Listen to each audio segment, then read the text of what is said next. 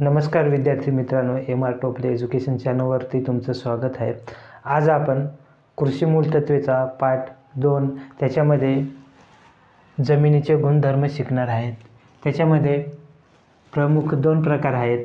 पहिला जमिनीचे भौतिक गुणधर्म, दुसरा जमिनीचे रासायनिक गुणधर्म। ते आपण नेक्स्ट शिकूयाच। पहिला जमिनीचे भौतिक गुणधर्मातला पहिला जमिनीचा पोत।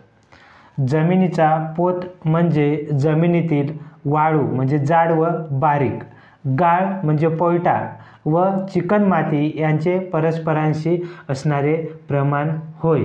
म्हणजे आपल्या जमिनीमध्ये कशाचं, आपल्या जमिनीमध्ये वाळूचं प्रमाण किती आहे, गाळाचं प्रमाण किती आहे आणि चिकणमातीचं प्रमाण किती आहे, त्याच्यावरनं काय जमिनीची पोत ठरवली जाते।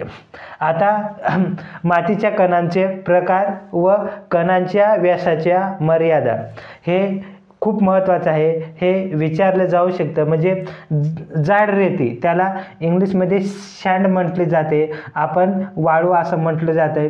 त्याचा जो आकार वगैरे असतो, तो आकार किंवा त्याचा जो व्यास वगैरे असतो तो किती 2.00 ते 0.2। त्याच्यानंतर बारीक रेती 0.2 ते 0.02। त्याच्यानंतर पोयटा त्याला इंग्लिशमध्ये शिल्ट म्हटलं जातं, 0.02 ते 0.002। त्याच्यानंतर चिकणमाती त्याला इंग्लिशमध्ये क्ले म्हटलं जातं, 0.02 पेक्षा कमी ज्या मातीच्या कणांचा काय व्यास असेल त्यांना क्ले असं म्हटलं जातं। याच्यामध्ये तुम्हाला समजेल, थोडं प्रॅक्टिकली सांगतो। उदाहरणार्थ आपण थोडी माती घेऊ, मग तुम्हाला समजेल। आता ही जमिनीमध्ये माती आहे, त्याच्यामध्ये आता 2.00 ते 02 त्यांचा जो व्यास वगैरे असेल, ती समजा ही कोणती माती झाली, ही सँड माती झाली, ही सँड माती झाली, ही सँड माती झाली। त्याच्यानंतर याच्यापेक्षा लहानली बारीक रेती, आता त्याच्यापेक्षा बारीक रेती ही काय झाली, ही त्याच्यापेक्षा ही मोठी, त्याच्यापेक्षा ही छोटी म्हणजे बारीक रेती। त्याच्यानंतर पोयटा, ही समजा ही पोयटा झाली, ही त्याच्यापेक्षा लहानली ही पोयटा झाली आणि त्याहून हे लहान लहानले कण दिसतात, ही काय झाली, ही चिकणमाती। याचं प्रमाण म्हणजे ह्या मातीचं प्रमाण म्हणजे काय, जमिनीचा पोत। त्याच्यानंतर भौतिक गुणधर्माचं दुसरं जुळती मिळती स्थिरता, त्याला इंग्लिशमध्ये सॉइल कन्सिस्टन्सी म्हटलं जातं। जमिनीची मशागत करताना कोरड्या अवस्थेत कण समूहाच्या रगडण्याच्या क्रियेस प्रतिकार किंवा ओलेपणी आकारमान टिकवण्याच्या पात्रता या भौतिक गुणधर्मास असते। त्या गुणधर्माला जुळती मिळती स्थिरता किंवा सॉइल कन्सिस्टन्सी म्हटलं जातं। उदाहरणार्थ आपण भाकरी वगैरे करत असताना, भाकरी वगैरे ज्यावेळेस पीठ वगैरे करतोय, तर काय आपण विशिष्ट त्या पिठाला रगडून विशिष्ट आकार देतो। तसंच माती ओली करून त्याला विशिष्ट प्रकारचे काय आपण आकार देतो, विशिष्ट प्रकारचा आकार देतो। उदाहरणार्थ मातीपासून काय आपले कप बसे वगैरे बनवले जाते, त्याच्यानंतर गणपती वगैरे बनवले जाते। ही काय त्यांची ही कन्सिस्टन्सी झाली, ही काय सॉइल कन्सिस्टन्सी किंवा जुळती मिळती काय झाली, जुळती मिळती स्थिरता झाली। आता तुम्हाला व्यवस्थित आणखी सांगतोय। आता उदाहरणार्थ आपण ही माती घेतली बरोबर, ही माती आपण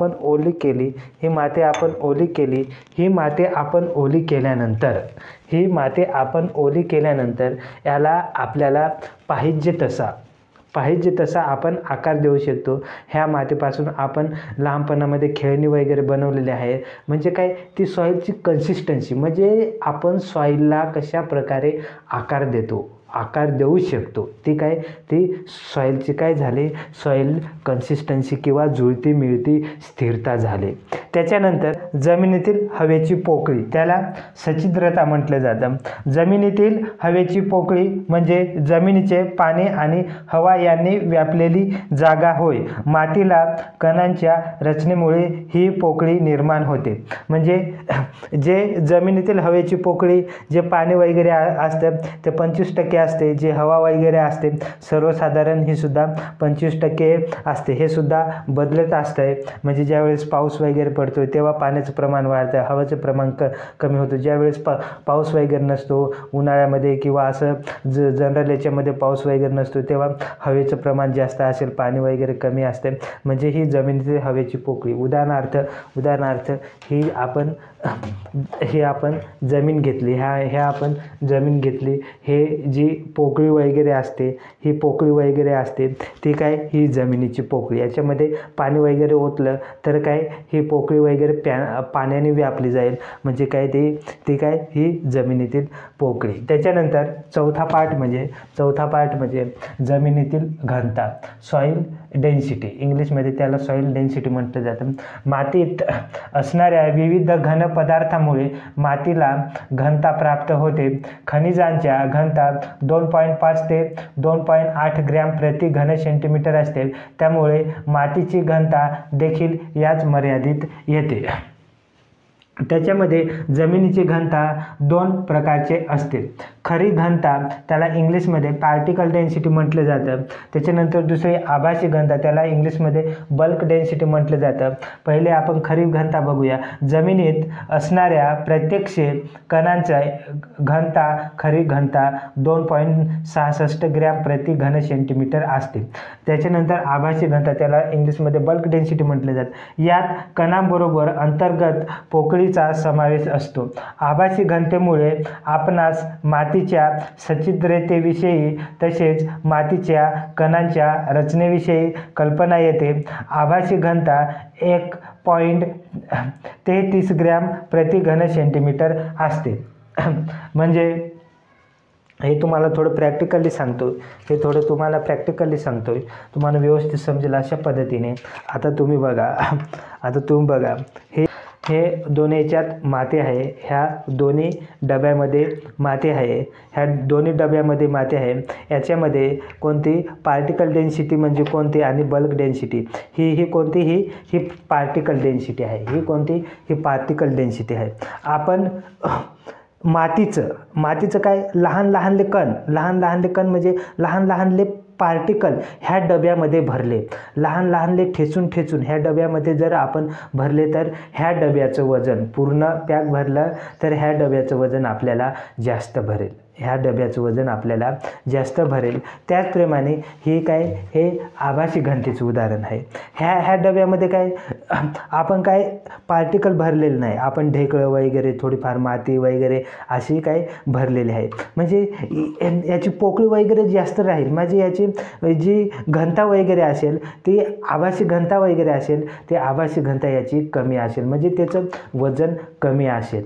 म्हणून काय, पार्टिकल डेन्सिटी म्हणजे काय, जे मातीचे जे लहान लहानले कण असतात, त्याला काय, ते आपण डब्यामध्ये भरले ते वजन जास्त मावेल, ते म्हणजे पार्टिकल डेन्सिटी. आभासी घनता म्हणजे काय, त्याला बल्क डेन्सिटी म्हटलं जातं. आपण ह्या डब्यामध्ये उदाहरण देऊन सांगितलेलं आहे.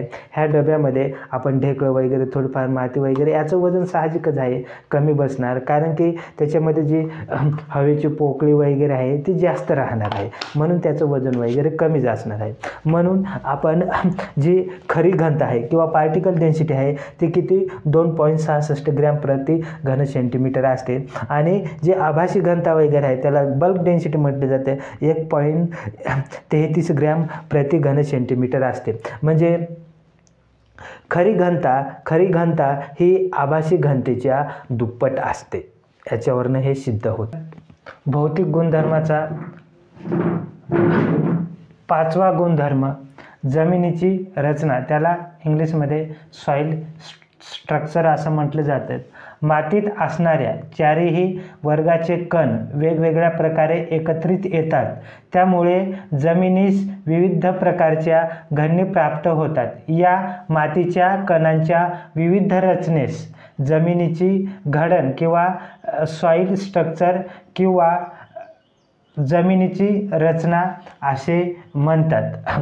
आता चारही वर्गाचे आपण जे वर्ग बघितले ते कोणतं?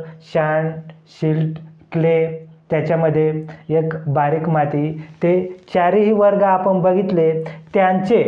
त्यांचे वर्गांचे कण काय एकत्रित येतात. त्याच्यामुळे काय जमिनीची रचना तयार होते. त्याच्यामध्ये पहिलं रचनामध्ये रवाळ घडण, त्याला इंग्लिशमध्ये क्रम्बी स्ट्रक्चर असं म्हटलं जातं. भारी काळ्या जमिनीचे पृष्ठभाग हा या जमिनीचा असतो. नांगराने किंवा वखराने मशागत करून चांगली रवाळ घडण होऊ शकते. शेणखत, कंपोस्ट, लाईम किंवा जिप्सम सारखे पदार्थ जमिनीत मिसळून रवाळ रचना विकसित होण्यास मदत करता येते. हे बघा, ही त्याची फिगर आहे, ही त्याची थोडक्यात फिगर दिलेली आहे. ही काय? ही रवाळ घडण, ते त्याला इंग्लिशमध्ये क्रम्बी वगैरे म्हटलं जातं. ही रवाळ घडण किंवा क्रम्बी घडण ही आपल्या पिकांसाठी चांगली स्ट्रक्चर असते किंवा चांगला जमिनीची रचना वगैरे असते. त्याच्यानंतर प्लेटी घडण, यामध्ये मातीचे कण पातळ काही क्षैतिज प्लेटमध्ये एकत्रित केले जाते. हे बघा, प्लेटी घडणचं किंवा प्लेटी स्ट्रक्चरचं हे अशी काय फिगर वगैरे आकृती वगैरे आहे, बघून घ्या. त्याच्यानंतर स्फटिकाकृत घडण, त्याला इंग्लिशमध्ये प्रिझमॅटिक स्ट्रक्चर असं म्हटलं जातं. यामध्ये मातीचे कण स्तंभाच्या आकारासारखे दिसतात. हे बघा, स्तंभाच्या आकारासारखे आकृती वगैरे. त्याच्यानंतर कोनाकृती घडण, त्याला इंग्लिशमध्ये ब्लॉक स्ट्रक्चर म्हटलं जातं. यामध्ये मातीच्या कणाची लांबी, रुंदी व उंची जवळपास एकसारखीच असते. म्हणजे ही लांबी, रुंदी वगैरे एकसारखीच असते. म्हणजे आपले जो ब्लॉकी वगैरे असते ती फरची बघा, एक ब्लॉक स्ट्रक्चरची असते, त्याच्या प्रकारची हे ब्लॉकी स्ट्रक्चर जमिनीची ब्लॉकी स्ट्रक्चर असतं. त्याच्यानंतर गोलाकार घडण, त्याला स्पेरॉइडल म्हटलं जातं. त्याला इंग्लिशमध्ये स्पेरॉइडल म्हटलं जातं. यामध्ये मातीचे कणांचा व्यास हा 2 सेंटीमीटरपेक्षा जास्त नसतो. मृदेची स्थिरता, मृदेने तिच्यावरील यांत्रिक दाबाला केलेला विरोध दर्शवते. ही गोलाकार ते स्तंभासारखीच, पण इथं वरती हे काय स्पेरॉइडकल असतं किंवा गोलाकार घडण ह्या इथं वरती असते. तेवढाच या स्फटिकाकृती घडण आणि गोलाकार घडण याच्यामध्ये फरक असतो. अशा प्रकारे ही जमिनीची रचना किंवा सॉइल स्ट्रक्चर आहे. भौतिक गुणधर्माचा 6वा जमिनीचा रंग, त्याला सॉइल कलर म्हटलं जातं. जमिनीचा मूळचा रंग खडकाच्या प्रमाणे असतो. उदाहरणार्थ, काळी जमीन काळ्या खडकापासून तर तांबडी जमीन जांभ्या खडकापासून बनलेली आहे. पांढरी रंगाची जमीन फेल्डस्पार या खडकापासून बनलेला आहे. म्हणजे आपण जसं म्हणतोय ना, काय बाप जैसा बेटा, तशीच ज्या कलरचा खडक असेल त्या प्रकारचे काय जमीन तयार होईल. आपल्या महाराष्ट्र काय बेसाल्ट खडक आहे, म्हणून काय आपल्या महाराष्ट्रामध्ये काय थोडी जास्त प्रमाणात काळी जमीन. त्याच्यानंतर आपला जो कोकण वगैरे एरिया आहे तिकडे कोणता खडक जास्त आढळतो? तिकडे जांभा खडक जास्त आढळतो. म्हणून तिकडे कोणती तांबड्या कलरची जमीन काय कोकण एरियामध्ये आपल्या महाराष्ट्रामध्ये आढळून येते. त्याचप्रमाणे आता आपण पुढे बघूया. सेंद्रिय पदार्थ आणि लोहाचे भस्म यांच्यामुळे मूळचा रंग बदलतो. सेंद्रिय पदार्थामुळे म्हणजे हुमसमुळे जमिनीचा रंग काळा पडतो. हुमसमुळे, कशामुळे? हुमसमुळे जमिनीचा रंग काळा पडतो. जमिनीत हुमस कमी असेल तर जमीन फिकट रंगाची दिसते. जमिनीत लोहाचे म्हणजे क्षार जास्त असतील तर जमिनीला काय तांबडा रंग येतो. आणि मुन्शर कलर चार्टचा उपयोग करून मातीचा रंग ओळखता येतो. मुन्शर कलर चार्टचा उपयोग करून मातीचा रंग ओळखता येतो. त्याच्यानंतर हे जमिनीचा रंग दर्शवतात. त्याच्यामध्ये कोणकोणता रंग दर्शवतात? लाल रंग, पिवळा रंग, निळा रंग आणि हिरवा रंग. त्याच्यानंतर व्हॅल्यू हा रंगाच्या फिकटपणा व गडदपणा दर्शवतो.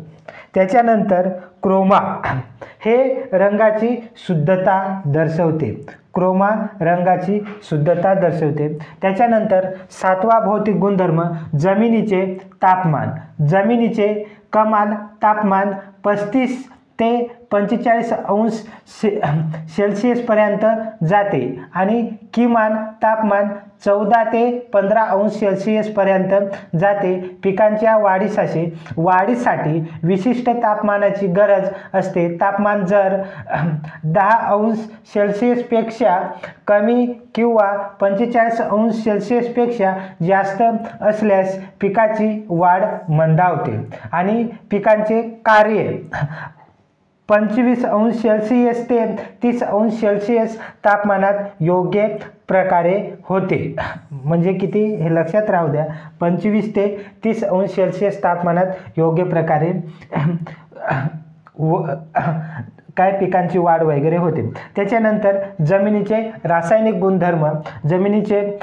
जमिनीचा सामू. त्याच्यानंतर आघात प्रतिबंधक क्षमता. तिसरा क्षारता. चौथा आयन विनिमय क्षमता. पाचवा मृदा विद्राव्ये. सहावा मातीतील कलिल कण. सातवा विद्युत वाहकता. हे आता डिस्क्रिप्टिव्ह नंतर बघू. त्याच्यानंतर जमिनीचे रासायनिक गुणधर्म बघूया. त्याच्यामध्ये पहिला जमिनीचा आम्ल विम्ल निर्देशांक. जमिनीचा आम्ल विम्ल निर्देशांक त्याला सामू किंवा pH म्हटलं जातं. सामू किंवा pH, इंग्लिशमध्ये pH म्हटलं जातं. सर्वसाधारण पिकांना जमिनीच्या उदासीन अवस्थेत 6.5 ते 7.5 सामू असल्यास सर्व अन्नद्रव्ये मुबलक प्रमाणात उपलब्ध होतात.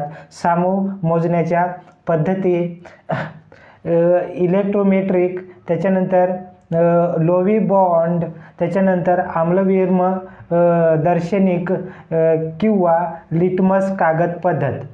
याच्यामध्ये महत्त्वाचं म्हणजे काय, जमिनीच्या उदासीन अवस्थेत किती 6.5 ते 7.5 सामू असल्यास सर्व अन्नद्रव्ये मुबलक प्रमाणात उपलब्ध असतात. म्हणजे पिकाच्या वाढीसाठी चांगला सामू कोणता, तर कोणता 6.5 ते 7.5. त्याच्यानंतर जमिनीचा रासायनिक गुणधर्म दुसरा आघात प्रतिबंधक क्षमता, त्याला बफर कॅपॅसिटी असं म्हटलं जातं. मृदा विद्राव्यातील जमिनीच्या सामूचे मूल्य बदलण्याची प्रतिकार करण्याच्या क्षमतेला जमिनीची बफर कॅपॅसिटी असे म्हणतात किंवा आघात प्रतिबंधक क्षमता असे म्हटलं जातं. म्हणजे सामू चेंज करण्याची, pH चेंज करण्याची जी क्षमता वगैरे असते त्याला काय आघात प्रतिबंधक क्षमता किंवा बफर कॅपॅसिटी असं म्हटलं जातं. त्याच्यानंतर तिसरं क्षारता, त्याला इंग्लिशमध्ये सलिनिटी म्हटलं जातं. ज्यावेळी जमिनीतील कॅल्शियम सल्फेट, कार्बोनेट, बायकार्बोनेट या क्षारांचे प्रमाण मर्यादित पलीकडे जाते त्यावेळी जमीन क्षारयुक्त बनते. जमिनीतील क्षारांच्या तीव्रतेचे पिकांवर होणारे परिणाम ते चार्टमध्ये दिलेले आहे, ते आता बघूया. काय जमिनीतील क्षारांच्या तीव्रतेचा पिकांवर होणारा परिणाम. त्याच्यामध्ये विद्युत संवाहकता मध्ये. त्याच्यानंतर पिकावर होणारा सर्वसाधारण परिणाम. त्याच्यामध्ये 2 पेक्षा कमी काही विद्युत सहवाहकता असली तर सर्व पीक चांगले वाढतात. दुसरं 2 ते 4 विद्युत सहवाहकता इसे असला तर काही क्षारता सहन न करणारे काही पिके वाढत नाहीत. त्याच्यानंतर 4 ते 8 बरीच पिके चांगली येत नाहीत, उत्पादन घटते. 8 ते 16 क्षारता सहन करणारी पिके फक्त वाढतात. 16 पेक्षा जास्त क्षारास प्रतिबंधक करणारी फारच थोडी पिके वाढतात. त्याच्यानंतर रासायनिक गुणधर्म चौथा, सेंद्रिय कर्ब. मातीमध्ये असणाऱ्या घटकांपैकी सेंद्रिय पदार्थ हा एक महत्त्वाचा घटक असून अंदाजे 5% आकारमान अशा पदार्थांनी व्यापलेले असते. ज्या जमिनीत सेंद्रिय कर्बाचे प्रमाण 0.5% पेक्षा कमी आहे अशा जमिनी सेंद्रिय पदार्थांच्या हलक्या समजल्या जातात आणि हेच प्रमाण 0.5 ते 1% असल्यास जमीन मध्यम दर्जाची समजली जाते. तर हे 1%हून अधिक प्रमाण असेल तर त्या जमिनीत सेंद्रिय पदार्थाचे प्रमाण जास्त आहे असे समजले जाते. म्हणजे सेंद्रिय कर्ब जमिनीमध्ये किती टक्के असतं तर 5% काही सेंद्रिय कर्ब असू शकतं. पण 1%पेक्षा जास्त जर सेंद्रिय कर्ब असलं तर ती जमीन चांगली असं समजली जाते. त्याच्यानंतर रासायनिक गुणधर्माचा 5वा आयन विनिमय क्षमता, त्याला इंग्लिशमध्ये आयन एक्सचेंज कॅपॅसिटी म्हटलं जातं. मातीचे कण विद्युत प्रवाहाच्या साहाय्याने अलग करता येतात, यास विद्युत विच्छेदन असं म्हटलं जातं. मातीच्या कणांचे विद्युत विच्छेदन केलं तर धनायन ऋणाग्र भागात जमतात तर ऋणायन धनाग्र भागात जमतात. अशा मातीच्या कणांवर जर सोडियम क्लोराईडचा विद्राव्य ओतला तर मातीतील इतर धनायन बाहेर पडतात आणि मातीच्या कणास सोडियम हा धनायन चिकटून बसतो. अशा रीतीने माती सोडियमयुक्त बनते. या क्रियेस आयन विनिमयाची क्रिया असे म्हणतात. आता तुम्हाला चांगलं व्यवस्थित प्रयोगाने समजून सांगतो. उदाहरणार्थ ही माती आहे, ही माती आहे, ही माती आहे आणि हे मीठ आहे. या मिठाचं काय करायचं, विद्राव्य करायचं. विद्राव्य कसं करायचं, पाणी घ्यायचं, थोडं पाणी घ्यायचं आणि त्याच्यामध्ये हे मीठ टाकायचं, त्याच्यामध्ये हे मीठ टाकायचं. हे मीठ टाकल्यानंतर मीठ विरघळून झाल्यानंतर ते विद्राव्य होईल. विद्राव्य झाल्यानंतर हे सोडियम क्लोराईड, हे काय आहे, मीठ म्हणजे सोडियम क्लोराईड आहे.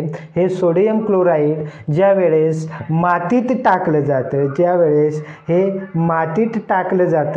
असं हे मातीत टाकलं जातं म्हणजे आयन विनिमय क्षमता. म्हणजे आयन विनिमय क्षमता ज्या वेळेस सोडियम क्लोराईडचा विद्राव्य ओतला तर मातीतील इतर धनायन बाहेर पडतात. म्हणजे मातीतील इतर धनायन बाहेर पडतील आणि मातीच्या कणास सोडियम हा धनायन चिकटून बसतो. अशा रीतीने माती सोडियमयुक्त बनते. म्हणजे सोडियमयुक्त माती बनते.